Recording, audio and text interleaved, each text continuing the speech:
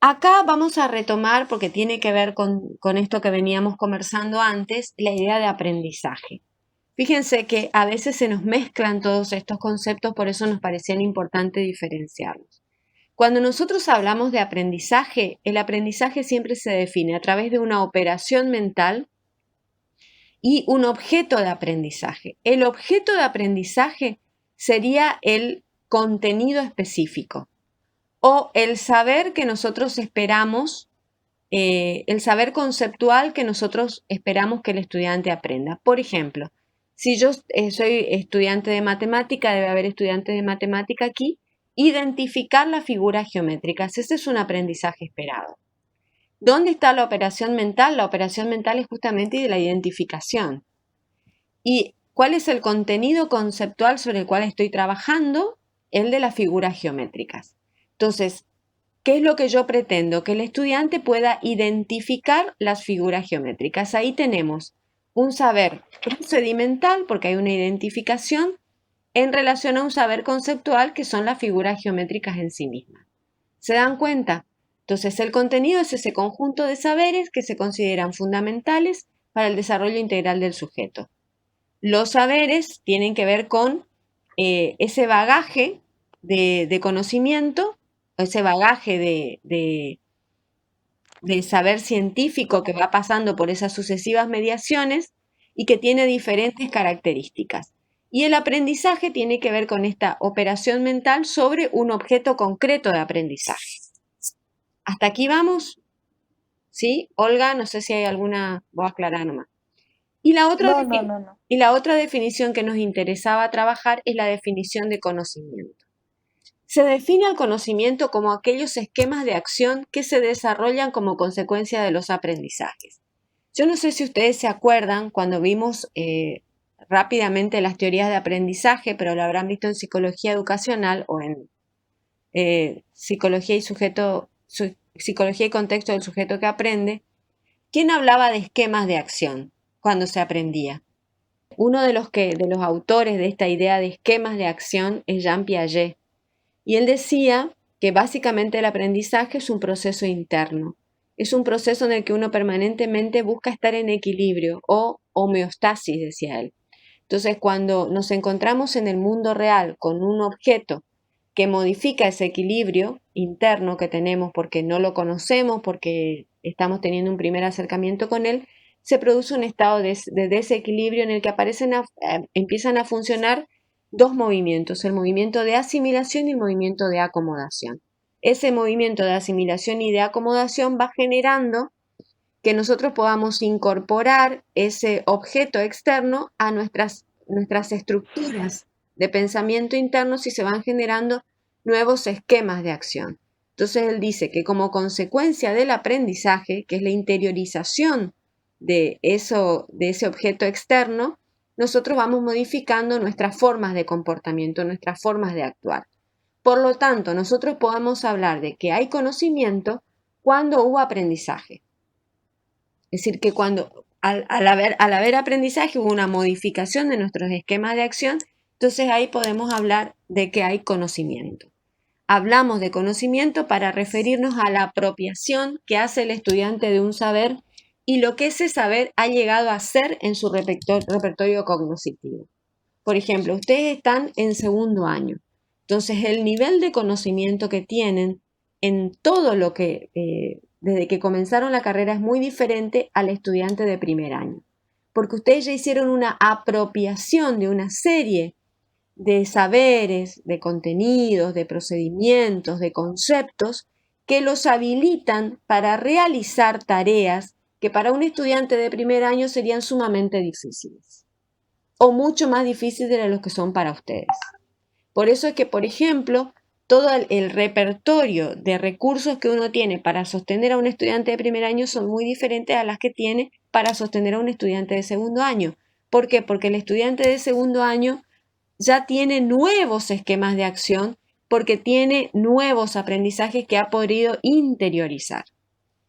¿Se está entendiendo? Entonces, ¿cuándo hablamos de conocimiento? Hablamos de conocimiento cuando el aprendizaje ha sido interiorizado, ha sido incorporado y se ha convertido, se ha transformado en nuevos esquemas de acción. Hay aprendizaje, chicos, una de las indicadores de que hay aprendizaje es que aparecen nuevos esquemas de acción. Por ejemplo, la manera en que, les voy a dar un ejemplo sencillo, la manera en que uno lee. Ustedes no leen un texto en segundo año como lo leían en primer año. Primero, en primer año, cuando ustedes veían todos los textos que les daban, sobre todo en historia, calculo yo, te agarra una especie de angustia catatónica, ¿sí? Porque son tantos los textos comparados a los textos de secundaria que uno entra así en una parálisis, se queda como, no llego, no llego, no llego, no llego. Sin embargo, en segundo año, ustedes no se han dado cuenta a lo mejor, pero han incorporado una serie de tips de lectura que les permite abarcar toda la cantidad de lectura que tienen y poder llegar a comprender todos los textos de una manera mucho más sencilla que lo hacían en primer año.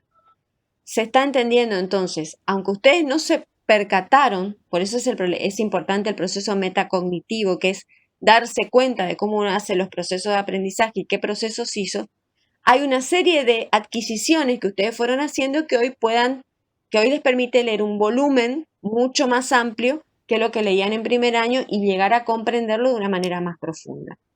Entonces, hay conocimiento cuando hay una interiorización de los aprendizajes y por ende se producen modificaciones en los esquemas de acción. Entonces, hemos definido el concepto de contenido, su relación con el concepto de saberes, hemos definido el concepto de aprendizaje o recordado el concepto de aprendizaje, entendido como esta operación mental sobre un objeto del aprendizaje. Hemos definido también el concepto de conocimiento y ahora vamos a entrar específicamente a los dos conceptos que desarrolla Xavier Roeger particularmente, que es el concepto de capacidad y el concepto de competencia. Cuando nosotros hablamos del concepto de competencia, que vuelvo a aclarar, es el mismo concepto, cuando ustedes escuchan el concepto desarrollo de capacidades, es otra forma de decir competencia, pero siempre desde el nuevo modelo y no desde el modelo neoliberal. El concepto de competencia involucra dos grandes conceptos internos, el de capacidad y el de desempeño. La capacidad, ustedes tienen ahí en la presentación, es ser capaz de actuar y de reaccionar. Y el desempeño es ser capaz de ejecutar lo prescripto. Esto que lo vemos aquí tan sencillamente es muy importante que lo entendamos.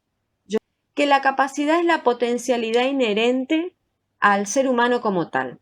¿Sí? La capacidad tiene que ver con la aptitud, con el poder hacer, con el poder ser, con el poder que tenemos en cuanto seres humanos que somos. Pero esa potencialidad, esa aptitud, ese ser capaz de algo, no significa que lo hagamos. ¿Sí? Y yo les pongo siempre el ejemplo de manejar un auto, ¿sí? Que también lo pone Xavier Roeger en su texto. Yo, por ejemplo, a los 18 años era absolutamente capaz de manejar un auto. ¿Por qué? Porque no tenía ninguna discapacidad visual, no tenía discapacidad auditiva, no tenía discapacidad motriz, pero no sabía manejar el auto, ¿sí? ¿Cuál es la diferencia entre la aptitud y la competencia, la capacidad y la competencia? Que yo puedo ser muy capaz de algo, pero tiene que haber un proceso de enseñanza y de aprendizaje para que esa potencialidad se convierta en un acto real. Si a mí nadie me enseña y nadie me entrena y nadie me pone delante de un auto, por más capacidad que yo tenga, nunca voy a poder concretar el manejo de un auto. Manejar un auto ya es una actividad de desempeño, ¿sí? ¿Por qué? Porque eso que yo era capaz se convirtió en un acto a través de ese proceso de mediación, que es el proceso de enseñanza y el proceso de aprendizaje. Entonces, la diferencia entre la capacidad y el desempeño es que la capacidad es una potencialidad y el desempeño es una acción concreta que ya se realiza. Yo soy muy capaz de arreglar una canilla. O sea, tengo las manos, tengo los ojos, puedo ver, pero no tengo idea de por dónde se comienza a arreglar una canilla. Entonces, ¿soy competente para arreglar la canilla? No. ¿Desarrollé esa capacidad que tengo? Todavía no. Alguien me tiene que enseñar acerca de arreglar canillas. ¿Me están entendiendo la diferencia? Lo que pasa es que a veces en la jerga común uno utiliza la palabra capaz o capacidad como sinónimo de desempeño. Cuando uno dice, este chico es capaz de, uno lo utiliza como sinónimo de que puede hacer una determinada cosa. Y en realidad, cuando nosotros hablamos de capacidad, estamos hablando de algo que está potencialmente. Tenemos el poder de, pero no significa que lo hayamos realizado. Cuando estamos realizando eso que tenemos potencialmente, ya estamos en el ámbito del desempeño. Y estos dos conceptos son los que se concretan en el concepto de competencia. ¿Quién es la persona competente? Aquella que ha tenido la capacidad y que a su vez ha desarrollado esa capacidad, que se ha desempeñado en esa capacidad y por lo tanto podemos decir que es competente para, o que ha desarrollado la capacidad de. ¿Hasta acá se entiende?